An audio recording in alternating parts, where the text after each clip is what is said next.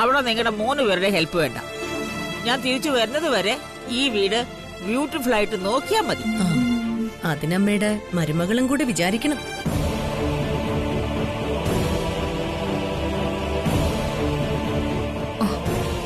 വായിച്ചേ.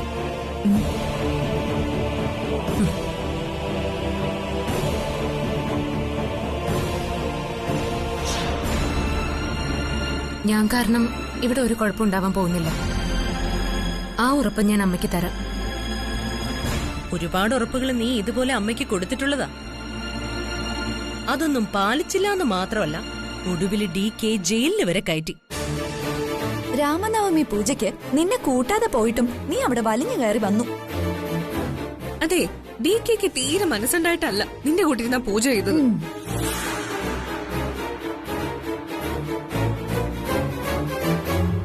നീ ഇപ്പൊ പറഞ്ഞ കാര്യം സത്യമാ. അതെനിക്കും അറിയാം. മരുമക്കളെ, ഒരാളെ കുറിച്ച് അധിക്ഷേപം പറയാം, ഒരു ചടങ്ങിൽ നിന്ന് അയാളെ മാറ്റി നിർത്താം. അതിനുവേണ്ടി നിങ്ങളൊക്കെ പരമാവധി ശ്രമിക്കുകയും ചെയ്തു. എന്നെ ഒഴിവാക്കി നിങ്ങൾ എല്ലാരും കൂടി പൂജയ്ക്ക് പോയി. മായേ, നിന്നെയും ശ്രീറാമനെ ഇരുത്തി പൂജ ചെയ്യാനാണല്ലോ ആദ്യം തീരുമാനിച്ചത്. എന്നിട്ട് കറക്റ്റ് സമയത്ത് അവിടെ എത്താൻ ശ്രീറാമന് കഴിഞ്ഞോ? അപ്രതീക്ഷിതമായിട്ടാണെങ്കിലും എനിക്ക് അവിടെ എത്തിച്ചേരാനും പറ്റി. എന്തുകൊണ്ടാ അത്? വിധി. നമുക്ക് ചുറ്റും സംഭവിക്കുന്നതെല്ലാം നമ്മുടെ ഇഷ്ടം പോലെ ആകണമെന്ന് നമ്മൾ വിചാരിക്കും. പക്ഷെ ഒരിക്കലും അങ്ങനെ സംഭവിക്കില്ല.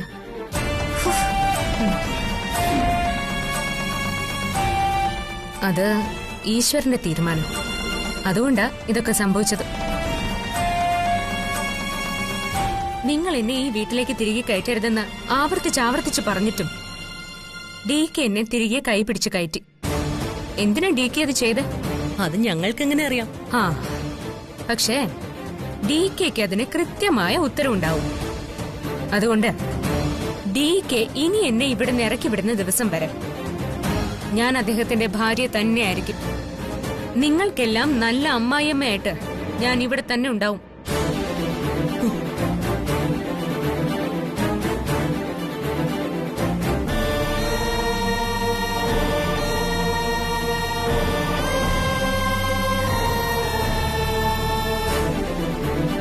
അമ്മ, ഞാൻ തെറ്റ് ചെയ്തിട്ടില്ല എന്ന് ഉറപ്പുള്ളതുകൊണ്ട് തന്നെയാണ് DK എന്നെ തിരികെ കയറ്റിയെന്ന എന്റെ വിശ്വാസം. അമ്മ ധൈര്യമായിട്ട് പോയിട്ട് വാ. അതുവരെ ഞാനും എന്റെ മരുമക്കളും ഇവിടെ സന്തോഷമായിട്ട് തന്നെ ജീവിക്കും. വൺ ടൈം കൂടെ നിന്നെ ഞാൻ വിശ്വസിക്കുന്നു. പാമ്പിന്റെയും ഗീരിയുടെയും കുഞ്ഞുങ്ങളെയും എല്ലാം കൂടെ ഒരു കൂടക്കകത്തിട്ടാ ഞാൻ പോകുന്നത്. അമ്മ വിഷമിക്കണ്ട, ഇവിടെ ഒരു കുഴപ്പം ഉണ്ടാവില്ല. എല്ലാം ഞാൻ നോക്കിക്കോളാം. നോ, നിന്നോട് ഞാൻ കുറച്ച് ക്ഷമിച്ചു എന്ന് കരുതി ഈ വീട് നിന്നെ ഏൽപ്പിച്ചിട്ട് പോകാൻ ഞാൻ ഉദ്ദേശിക്കുന്നില്ല. മായ വീട് ഏൽപ്പിച്ചിട്ട് പോകാനാ എന്റെ തീരുമാനം.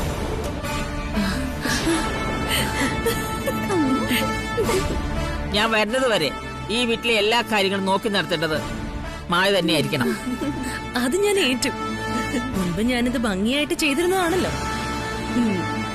അമ്മ, ഞാൻ ഈ ബാഗ് വണ്ടി കൊണ്ടുവയ്ക്കാം. ശരി, കൊണ്ടുവയ്ക്കേ. ഇത്രയൊക്കെ കുഴപ്പമുണ്ടാക്കിയിട്ടും അമ്മ അവളോട് ക്ഷമിച്ചാൽ ശരിയായില്ല. DK ക്ഷമിച്ചില്ലേ? അതുകൊണ്ടല്ലേ അവൻ അവളെ റിട്ടേൺ വീണ്ടും കൈപിടിച്ച് കയറ്റിയത്. അതുകൊണ്ടാണ് ഞാൻ ക്ഷമിച്ചത്.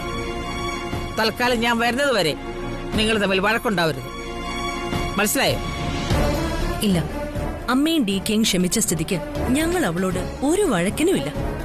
പക്ഷേ അമ്മായി അമ്മയായിട്ട് ഞങ്ങൾ അവളെ അംഗീകരിക്കുകയില്ല. അങ്ങനെ അംഗീകരിക്കണമെങ്കിൽ ജ്യോതിയാണ് ഇനി അങ്ങോട്ട് ഭാര്യ എന്ന് DK തന്നെ ഞങ്ങളോട് പറയണം. നിങ്ങൾ വെയിറ്റ് ചെയ്യേ, എന്ത് സംഭവിക്കുമെന്ന് നമുക്ക് നോക്കാം. ടുഡേ നമ്മൾ വിചാരിക്കുന്ന പോലെ അല്ലല്ലോ ടുമാറോ കാര്യങ്ങൾ സംഭവിക്കുന്നത്. DKയുടെ ലൈഫിൽ എന്ത് നടക്കണമെന്ന് മൈ ലിറ്റിൽ കണ്ണൻ തീരുമാനിക്കും. So be careful. ഞാൻ പോയിട്ട് വരാം. ബൈ.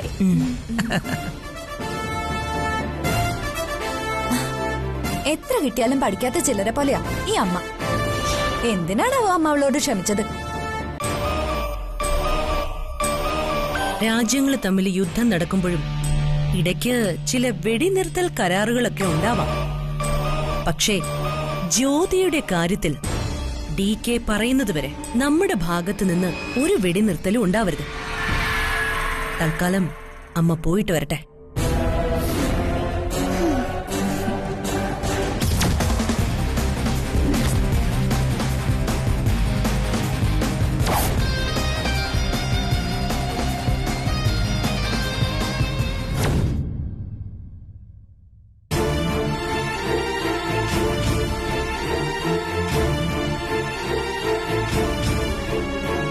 നിക്കടി അവിടെ.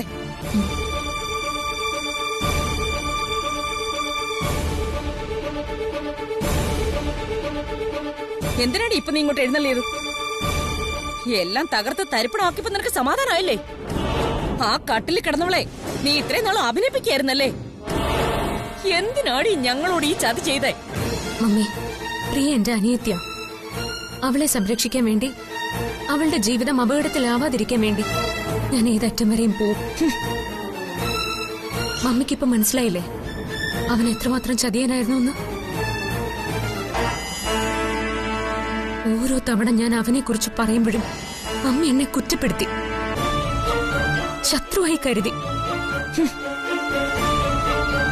ചുറ്റിനും കാണുന്ന ചതിക്കൊടികൾ തിരിച്ചറിയാനും അതിൽ വീഴാതിരിക്കാനുള്ള പക്വത ഇല്ലാത്തവളാ എന്റെ അനിയത്തി. അവൾക്ക് വേണ്ടിയാ ഞാൻ ജീവിക്കുന്നത്. അനിയത്തിക്ക് വേണ്ടി ജീവിക്കുന്നു പോലും. ആ സൂര്യയെ അന്ന് ക്ഷേത്രത്തിലേക്ക് എഴുന്നള്ളിച്ചത് നീയാണെന്ന് എനിക്ക് നന്നായി അറിയാം. അതെ, ഞാൻ തന്നെ അത് ചെയ്തത്. അതുകൊണ്ട് പ്രിയയുടെ ജീവിതം രക്ഷപ്പെട്ടു. അതിലെനിക്ക് സന്തോഷമുണ്ട്. നിർത്തടി. ഈ കുടുംബത്തിന് വരാനിരുന്ന ഐശ്വര്യ നീ ചവിട്ടി തെറിപ്പിച്ചത്. Mummy mummy നിർത്തുന്നുണ്ടോ? ചേച്ചി ഇനി ഒരു അക്ഷരം പറഞ്ഞു പോരുത്. അല്ലെങ്കിൽ പണ്ടേ അങ്ങനെയാണല്ലോ. അവസാനം ചേച്ചി നീ ഒന്നാവും, ഞാൻ ഒറ്റയ്ക്കാവും. ആരും ആരെയും ഒറ്റയ്ക്കാക്കിയതല്ല. സത്യം തിരിച്ചറിഞ്ഞപ്പോ എനിക്ക് എന്റെ ചേച്ചിയെ മനസ്സിലായി. ചേച്ചി ഒരു തെറ്റും ചെയ്തിട്ടില്ല. തെറ്റ് പറ്റിയത് എനിക്ക്. ആ ചതിയന്റെ വാക്ക് ഞാൻ വിശ്വസിച്ചു.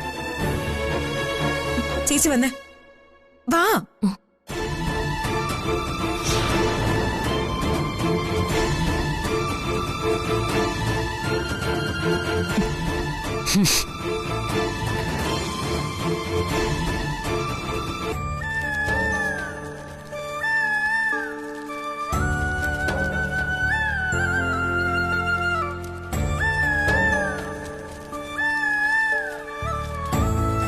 ഈ അമ്മയുടെ അനുഗ്രഹം ഉള്ളതുകൊണ്ടാ നീ ആ ചതിയന്റെ കയ്യിൽ നിന്നും രക്ഷപ്പെട്ടത്.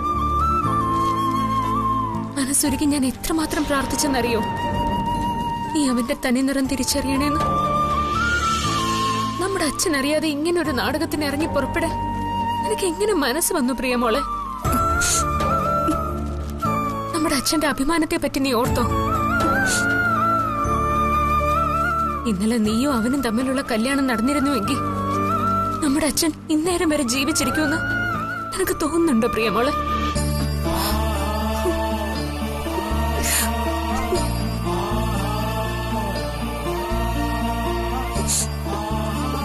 പറ്റിപ്പോയി ചേച്ചി, തെറ്റാണത്. എന്നോട് ക്ഷമിക്കണം. അവൻ പറഞ്ഞതെല്ലാം ഞാൻ വിശ്വസിച്ചു. നമ്മുടെ അച്ഛനെ പോലും ഞാൻ ധിക്കരിച്ചു, മുഖം കറുത്ത് സംസാരിച്ചു. അവൻ എന്നെ നല്ലതുപോലെ ബ്രെയിൻ വാഷ് ചെയ്തു. അതുകൊണ്ടാ അവൻ പറഞ്ഞത് കേട്ട് ഞാൻ ഈ കല്യാണത്തിന് ഇറങ്ങി പുറപ്പെട്ടത്. ആരെക്കുറിച്ച് ഞാനൊന്നും ഓർത്തില്ല. അച്ഛനെ കുറിച്ചോ അമ്മയെ കുറിച്ചോ ചേച്ചിയെ പറ്റി ഞാൻ ഒന്നും ആലോചിച്ചില്ല. എല്ലാം എന്റെ തെറ്റാ ചേച്ചി. ചേച്ചിക്ക് വേണമെങ്കിൽ മതിയാവും വരെ എന്നെ തല്ലിക്കും. എനിക്ക് ഒരു പരാതിയില്ല. സൂര്യ ഇവിടെ വന്നതുകൊണ്ടാ എനിക്ക് ആ സമയത്തെങ്കിലും സത്യം മനസ്സിലായത്. ഇല്ലെങ്കിൽ ഞാൻ അവന്റെ ഭാര്യയായി മാറിയേനെ. അവനോടുള്ള സ്നേഹം കൊണ്ട് അന്ധയായ നീ ഇതിലും വലിയ അബദ്ധത്തിൽ ചെന്ന് ചാടൂന്ന് ഞാൻ ഊഹിച്ചിട്ടുണ്ടായിരുന്നു.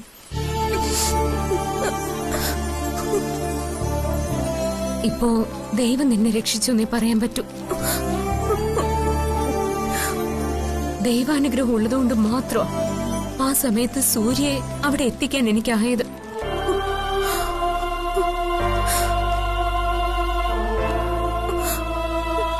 അവൻ ചതിയനാണെന്ന് ചേച്ചി 100 വട്ടം പറഞ്ഞിട്ടും ഞാൻ അവനെ വിശ്വസിച്ചു. അവന്റെ ഭാര്യയെക്കുറിച്ച് അവൻ എന്നോട് നെഗറ്റീവായി ഓരോ തവണ പറയുമ്പോഴും അതെല്ലാം സത്യമാണെന്നാ ഞാൻ കരുതിയെ.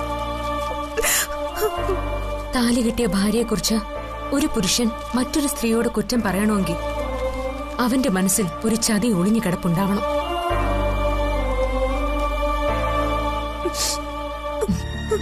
നിന്നെ സ്വന്തമാക്കാനുള്ള അവന്റെ മുന്നിലെ ഏക തടസ്സം ഞാനായിരുന്നു മോളെ. അതുകൊണ്ടാ നമ്മളെ തമ്മിൽ അവൻ പരസ്പരം ശത്രുക്കളാക്കി മാറ്റിയത്.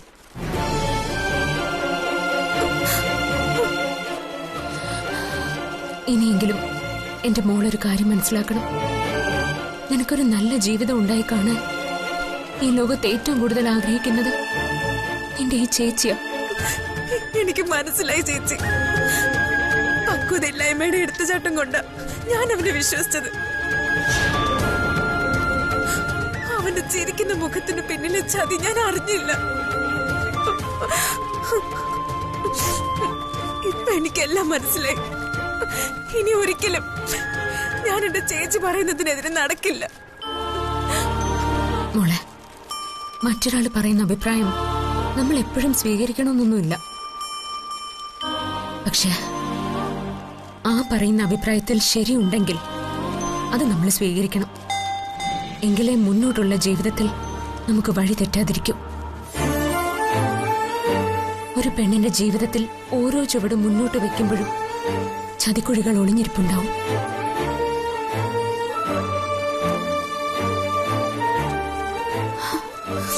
അത് തിരിച്ചറിയാൻ കഴിയണമെന്ന് മാത്രമേ ഈ ചേച്ചി ഉദ്ദേശിച്ചുള്ളൂ.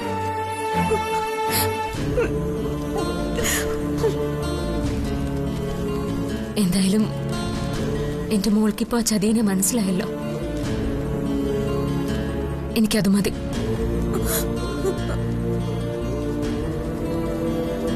ചേച്ചി ഞാൻ ഒരുപാട് വിഷമിപ്പിച്ചിട്ടുണ്ട്, എന്തൊക്കെ പറഞ്ഞിട്ടുണ്ട്. എന്നോട് ക്ഷമിക്കണം ചേച്ചി.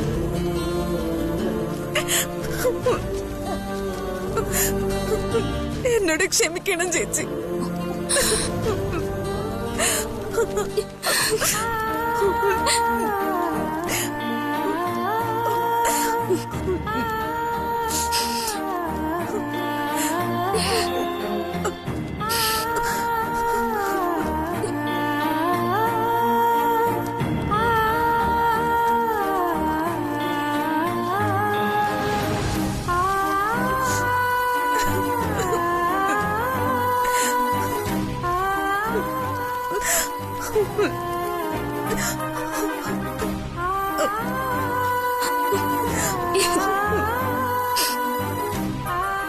സാരമില്ല മോളെ, ഞാനും നീയും രണ്ടല്ലല്ലോ, നമ്മൾ ഒന്നല്ലേ. നമുക്ക് എങ്ങനെ പരസ്പരം പിണങ്ങാനൊക്കെ കഴിയും? ദേ, നീ എന്റെ അനിയത്തിയാ. കാക്കയ്ക്കും കഴുകനും കൊടുക്കാതെ നിന്റെ ജീവിതം സംരക്ഷിക്കേണ്ടത് ഈ ചേച്ചിയുടെ ബാധ്യതയാ. അതിനുവേണ്ടി ഈ ചേച്ചി എന്തും ചെയ്യും, എന്തും.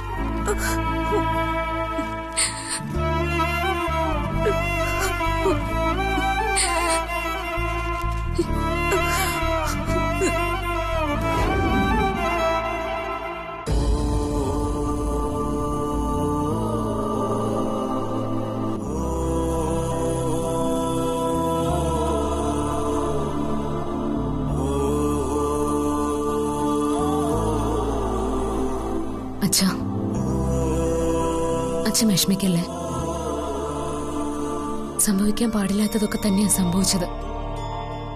അവൾ ഇനി ഒരു തെറ്റും ചെയ്യില്ല. തെറ്റ് ചെയ്യാത്ത മനുഷ്യനൊന്നും ഈ ലോകത്ത് കാണില്ല മോളെ. പക്ഷേ ഇതുപോലൊരു തെറ്റ് ലോകത്ത് ഒരു മോളും ഒരച്ഛനോടും ചെയ്തിട്ടുണ്ടാവില്ല. ഒരാളെ സ്നേഹിക്കുന്നതോ അയാളോടൊപ്പം ഇറങ്ങിപ്പോ ഒരു ജീവിതം ആരംഭിക്കുന്നതോ ഒന്നും ഒരു തെറ്റല്ല. പക്ഷേ ഒരു ഭാര്യയുള്ള ഒരുത്തനെ, അതും സ്വന്തം അച്ഛനെ അറിയിക്കാതെ രഹസ്യമായി വിവാഹം കഴിക്കാൻ പോയ എന്റെ മകളെ ഓർത്ത് എനിക്ക് വലിയ അഭിമാനം. അതിന് കൂട്ടു നിന്നത് സ്വന്തം അമ്മയും. ഇത്രയും കാലം അവർക്ക് വേണ്ടി ജീവിച്ച് ഞാൻ ആരായി? ഒരു വിലയുമില്ലാത്ത പാഴ്ജന്മം അല്ലേ? അച്ഛൻ അങ്ങനെയൊന്നും ചിന്തിക്കണ്ട. അച്ഛധികം പറഞ്ഞ കഥകൾ കേട്ട് അവൾ അവനെയൊന്നും വിശ്വസിച്ചു പോയി. അല്ലാതെ അറിഞ്ഞുകൊണ്ട് നമ്മളെയൊക്കെ ചതിക്കണമെന്ന് വിചാരിച്ചൊന്നും അല്ല അവൾ അങ്ങനെയൊക്കെ ചെയ്തത്. മോളെ, നീ പറയുന്നത് ഞാൻ സമ്മതിച്ചു. അവൾക്ക് പക്വതയില്ല. പക്ഷെ അവളുടെ അമ്മയ്ക്കോ?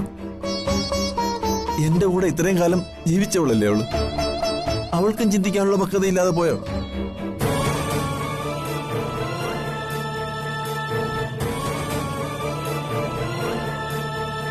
കഴിഞ്ഞു പോയതിനെയൊക്കെ കുറിച്ച് ആലോചിച്ച് വിഷമിച്ചിട്ട് എന്താ അച്ഛാ കാര്യം? അവൾക്ക് നല്ല വിഷമമുണ്ട്. അച്ഛൻ ഇനി അവളെ ഒന്നും പറയല്ലേ. ഞാനിനി എന്തു പറയാൻ? എനിക്കിനി ആരോടും ഒന്നും പറയാനുമില്ല, ആർക്കു വേണ്ടി ഒന്നും ചെയ്യാനുമില്ല. എങ്ങനെയെങ്കിലും ഈ ജന്മം ഒന്ന് തീർന്നു കിട്ടിയാൽ മതിയെന്നാ ഇപ്പൊ എന്റെ പ്രാർത്ഥന.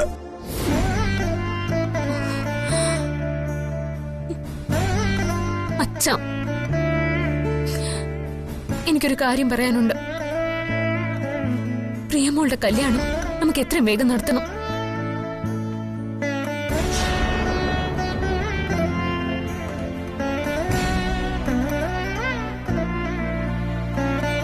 അച്ഛനെന്താ ആലോചിക്കുന്ന? ഒന്നുമില്ല മോളെ. ഒന്ന് നശിച്ചാലേ മറ്റൊന്നിന് വളവാകുന്നൊരു പഴഞ്ചൊല്ലുണ്ട്. അച്ഛനത് ഓർത്തുപോയതാ. അച്ഛൻ ഇനി ഒരു പഴമൊഴിയെ കുറിച്ചും ആലോചിക്കണ്ട. അവൾക്ക് നല്ലൊരു ബന്ധം കണ്ടുപിടിക്കണം, എന്നിട്ടത് ഭംഗിയായിട്ട് നടത്തണം. അത്രേ ഉള്ളൂ. അച്ഛൻ പ്രിയയ്ക്ക് മാപ്പ് കൊടുക്കണം. മാപ്പ് കൊടുക്കാൻ അച്ഛൻ ദൈവമൊന്നുമല്ലല്ലോ, വെറും ഒരു മനുഷ്യനല്ലേ. പക്ഷേ അവളുടെ മുഖത്ത് നോക്കി പഴയതുപോലെ ചിരിക്കാൻ എനിക്ക് പറ്റില്ല. മോളെന്ന് വിളിക്കാനും ആവില്ല. അതാ കുഴപ്പം. അച്ഛനോട് മാപ്പ് പറയാൻ ആകെ വിങ്ങി പൊട്ടി നിൽക്കും അവള്.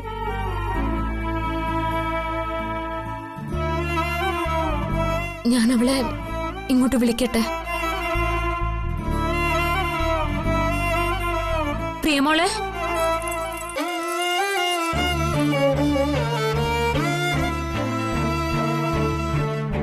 അച്ഛാ, എന്നോട് ക്ഷമിക്കണേ അച്ഛ.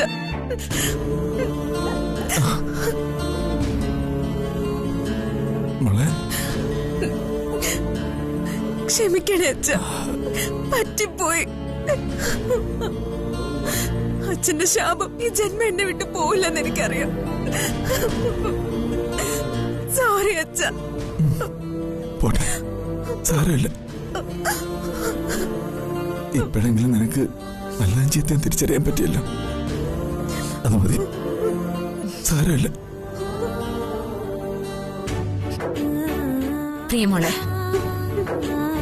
ഞങ്ങളെ നിന്റെ കല്യാണ കാര്യം സംസാരിച്ചോണ്ടിരുന്ന എത്രയും വേഗം അച്ഛൻ നിനക്കൊരു കല്യാണം ആലോചിക്കും. അധികം താമസിയാതെ നമുക്കത് നടത്തണം. എന്തിനാ ചേച്ചി ഇനിയും ഞാൻ എന്തെങ്കിലും അബദ്ധം കാണിക്കുമെന്ന് പേടിച്ചിട്ടാണ്? എനിക്ക് വേണ്ട, ഇനി അങ്ങനെ ഒന്നും ഉണ്ടാവില്ല. എനിക്കിനി എന്റെ അച്ഛനും ചേച്ചിയും പറയുന്നതിനപ്പുറത്തേക്ക് മറ്റൊന്നുമില്ല. എന്റെ തെറ്റെനിക്ക് എപ്പോഴേ മനസ്സിലായി. ഇനി നല്ല അനുസരണയുള്ള കുട്ടിയായി ഞാനിവിടെ ജീവിച്ചോളാം. അച്ഛാ, ഞാനെന്നെ ഇറങ്ങട്ടെ അച്ഛാ. മോളെ, നിനക്ക് സുഖമാണെന്ന് ഞാൻ ചോദിക്കുന്നില്ല. സുഖമാണെന്ന് നീ പറഞ്ഞാലും അതിന്റെ അളവ് എത്രയെന്ന് ഈ അച്ഛന് നന്നായി അറിയാം. എനിക്കവിടെ ഒരു കുഴപ്പമില്ല അച്ഛാ. അച്ഛൻ വിചാരിക്കും പോലെയൊന്നും അല്ല. അവിടെ എല്ലാവർക്കും എന്നോടൊപ്പം വലിയ സ്നേഹമാണ്. ഇപ്പോഴാണെങ്കിൽ DKക്ക് പോലും എന്നോട് ഇത്തിരി സ്നേഹം കൂടിയിട്ടുണ്ടോ എന്നാ എന്റെ സംശയം. എന്നെ വഴക്ക് പറയുമ്പോഴും ആ പറയുന്നതിനകത്തൊരു സ്നേഹം ഉണ്ടെന്ന് ഞാൻ പലപ്പോഴും തിരിച്ചറിഞ്ഞിട്ടുണ്ട്.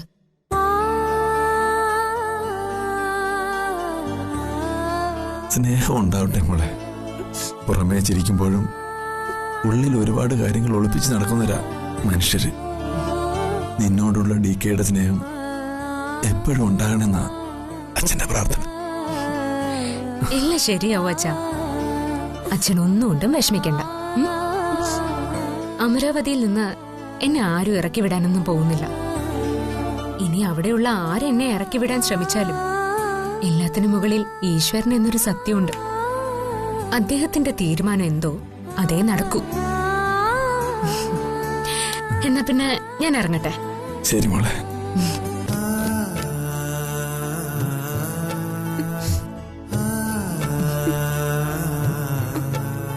പ്രിയമോളെ. ചേച്ചി. മോളെ, ചേച്ചിക്ക് ഒരു കാര്യം പറയാനുള്ളൂ. നമ്മളെ ഒരാൾ ചതിക്കുന്നത് അവരുടെ മിടുക്കൊണ്ടല്ല, നമ്മുടെ മണ്ടത്തരം കൊണ്ട. ഒരു തവണ അത് ആർക്കും പറ്റും, പക്ഷെ ഒരു തവണയും പറ്റാവൂ. അത് ആവർത്തിക്കാനുള്ള അവസരം കൊടുക്കരുത്. ഇത് മോൾക്ക് എപ്പോഴും ഓർമ്മ വേണം. ഇനി ആ ചതേന്റെ ഫോൺ പോലും നീ എടുക്കരുത്, കേട്ടല്ലോ? ശരി എന്നാ. പോയിട്ട് വാ.